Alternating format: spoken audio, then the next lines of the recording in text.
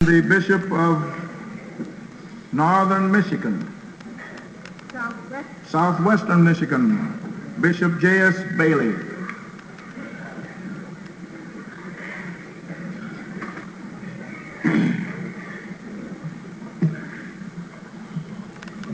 And blessed are the dead that dies in the Lord.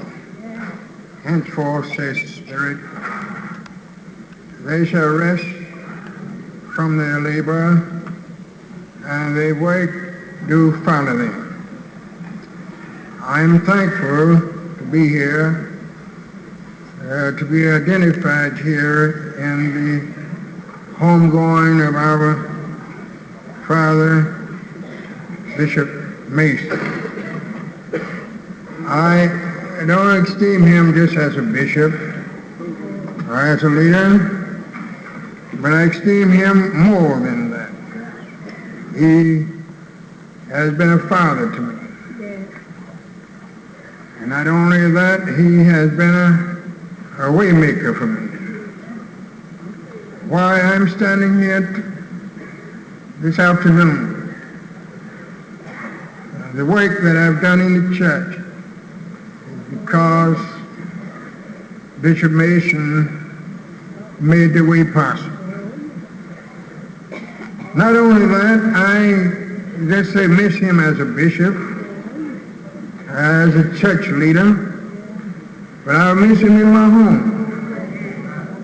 Bishop Mason have lived in my home through and out since 1935. My home has been his home. He has a room there. He has all his clothes is there.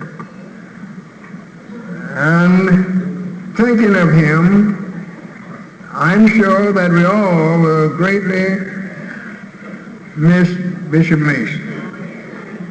But it's something about there at the home, we will miss him more.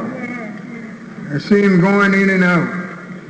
And when he would leave, we long look for him to come back and make his return. And I was thinking this now, and which, we ought to be glad that when anyone been toiling and in the rough sea, it's something ought to make us glad when he's taking his rest.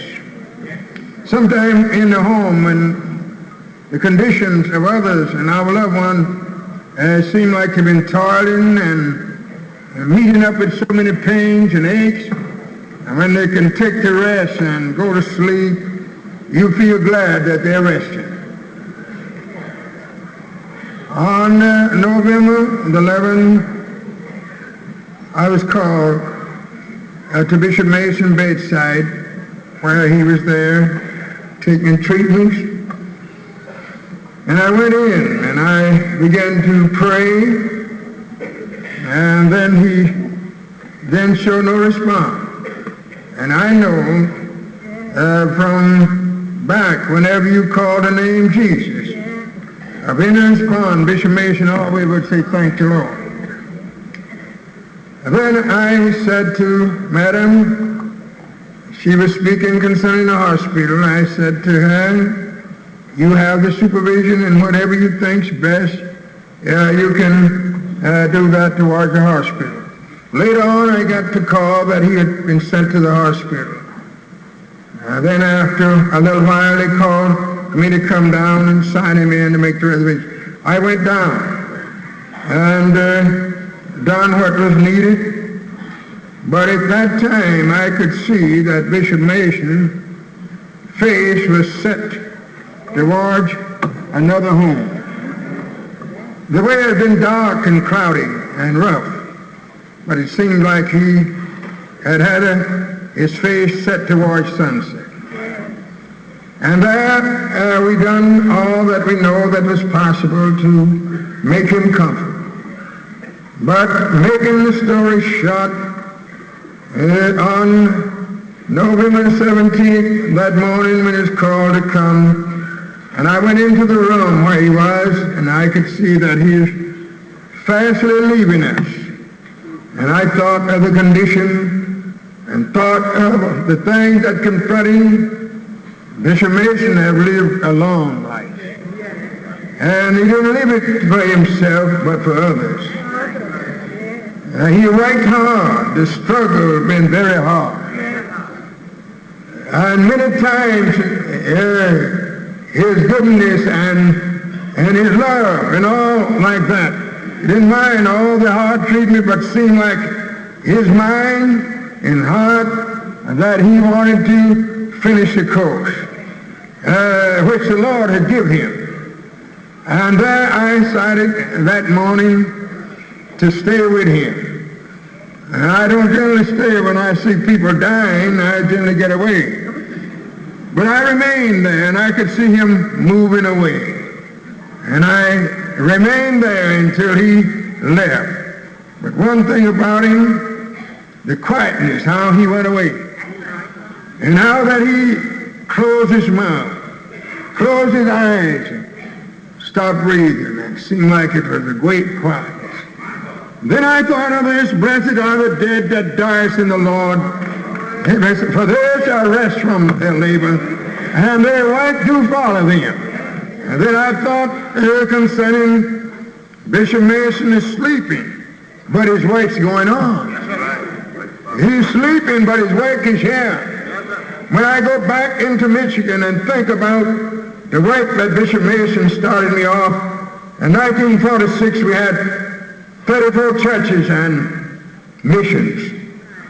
And on the winding up of the close of his life, I could report that we have over 117 churches. It was through his effort and through his kindness and his vision that he seen forth to place me. It is not through my work, but it's through the blessing and how that God inspired Bishop Mason to put me. And today, when I think of Bishop Mason's labor, when I think of his work, and then I think again, I lived and walked with Bishop Mason and had the understanding more than I did my own father. I was with him, and not only that, I say that Bishop Mason have done more for me than my own father by making a way and by inspiring me that I might reach for a better life. And I'm glad today it seems that he's missing, and we may be heartbroken. But you know what? I feel that this soldier, this general, his life, work is ended with him. The curtain of time is closed down, but his work is still going on. The road been rough, battle been hard, but he finished it. And then I believe that the great captain could say to him, well done, thy good and faithful servant.